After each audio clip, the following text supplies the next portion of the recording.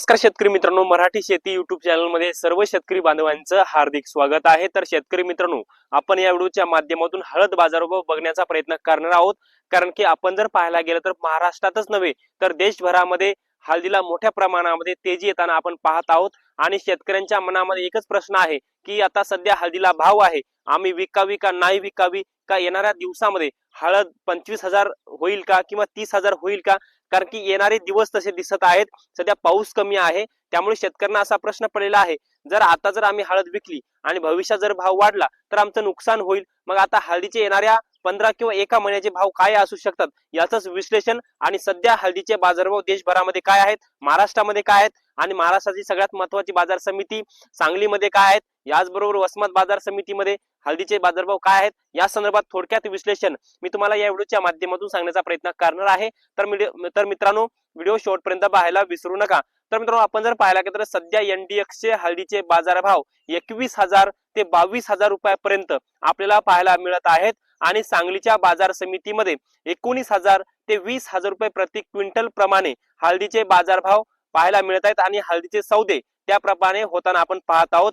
आणि त्यानंतर वसमत बाजार समितीमध्ये हळदीला जवळपास 17 ते 18,000 किंवा जास्तीत जास्त 19,000 रुपये प्रति क्विंटल बाजारभाव आपल्याला पाहायला मिळत आहे। शेंगाचा बाजार म्हणजे हळदीची जी कांडी आहे तिचा बाजारभाव 19,000 ते 19,500 रुपयापर्यंत आपल्याला पाहायला मिळत आहे। याचबरोबर बंडा जो ज्याला आपण गट्टू म्हणतो त्याचा बाजारभाव 17,000 ते 18,500 रुपये प्रति क्विंटल पर्यंत आपल्याला पाहायला मिळत आहेत। आणि NDX चे बाजारभाव दिवसेंदिवस 500 रुपये किंवा 1000 रुपये प्रमाणे दिवसेंदिवस वाढत आहेत। जसे की काल थोडाफार 200-300 रुपयांनी रिव्हर्स होतं मार्केट, परंतु येणाऱ्या 15 दिवसाचा आपण जर हळदीच्या बाजारभावाचं मार्केट जर पाहिलं तर विदेशामध्ये आपण जर पाहिलं तर बांगलादेश असेल, अफगाणिस्तान असेल किंवा इतर जे देश भारताकडून हळद आयात करतात आणि सगळ्यात मोठ्या फॅक्टऱ्या ज्या आहेत, मेडिकल एजन्सीज, त्यांना हळदीची मोठ्या प्रमाणामध्ये गरज असते। त्यामुळे येणारा काळ जो आहे 15 दिवसाचा किंवा एका महिन्याचा तो शेतकऱ्यांसाठी खूप महत्त्वाचा आहे। कारण की महाराष्ट्रामध्ये पाऊस नाहीये, त्यामुळे देशभरामध्ये सर्वात जास्त हळद कुठं पिकवली जाते ती म्हणजे महाराष्ट्रामध्ये। आणि महाराष्ट्रामध्ये सगळ्यात महत्त्वाचं म्हणजे मराठवाडा आणि विदर्भामध्ये सर्वात जास्त हळद पिकवली जाते। त्यामुळे आपण जर पाहायला गेलं तर येणारा 15 दिवसामध्ये हळदीचे बाजारभाव तेजीतच असणार आहेत किंवा महिना जरी आपण पकडला तरी हळदीचे बाजारभाव तेजीतच असणार आहेत। सध्या 21,000-22,000 रुपयापर्यंत विकणारी हळद येणाऱ्या 8 दिवसामध्ये 24,000 ते 25,000 रुपयाचा टप्पा पार करू शकते।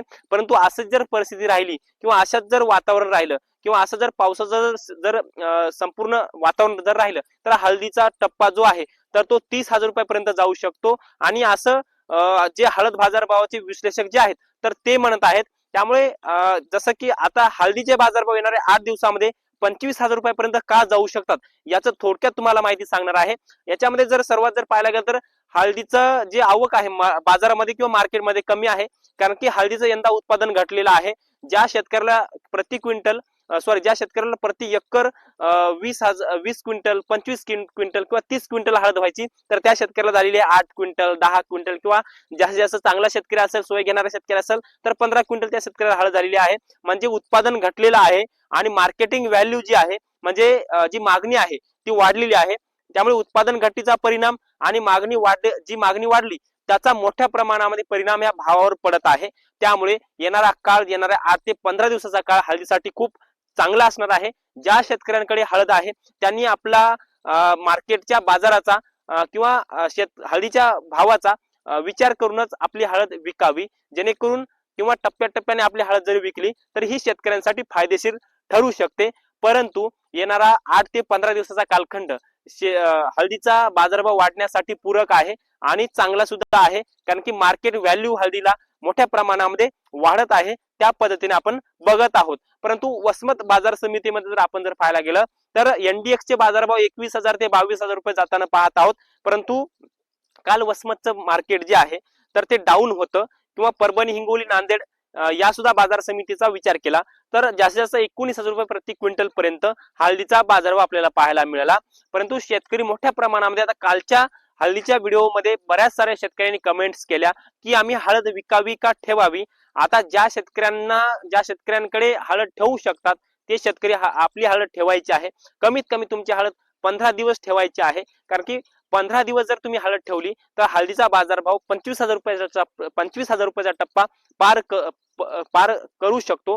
कारण की सध्या पाऊस कमी आहे आणि पाऊस कमी असल्याचा परिणाम सुद्धा येणारं पीक सुद्धा जे हळदीचं आहे ते सुद्धा कमी येईल असा अंदाज व्यापाऱ्यांचा असतो, किंवा जे मार्केट इंटेलिजन्स असतात त्यांचाही तसा अंदाज असतो. आणि यंदा तुम्हाला माहित आहे की यंदा पावसाळा कमी आहे, त्यामुळे पावसाळा कमी असल्यामुळे याचा परिणाम हळदीच्या बाजारभाव 100% पडतो, हे सुद्धा शेतकऱ्यांना माहित आहे.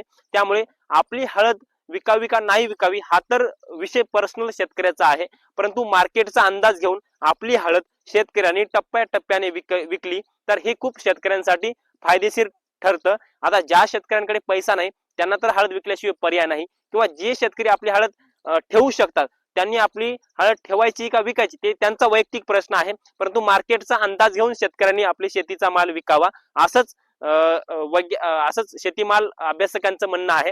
तर यावर तुम्हाला काय वाटतंय, खरंच हळदीचे बाजारभाव येणाऱ्या 8 ते 15 दिवसामध्ये 25,000 रुपये प्रति क्विंटल होतील का, हे कमेंट्स बॉक्स मध्ये नक्की कळवा. आणि इंडेक्सचा बाजारभाव जास्त आणि बाजारामध्ये मार्केटमध्ये हळद कमी दराने हळद विकती, याचं कारण काय, तुम्हाला काय वाटतंय हे सुद्धा कमेंट बॉक्स मध्ये नक्की कळवायला विसरू नका. तर मित्रांनो, या माहितीसह मी तुर्तास इथेच थांबतो. तोपर्यंत आपल्या सर्वांचे मनापासून धन्यवाद.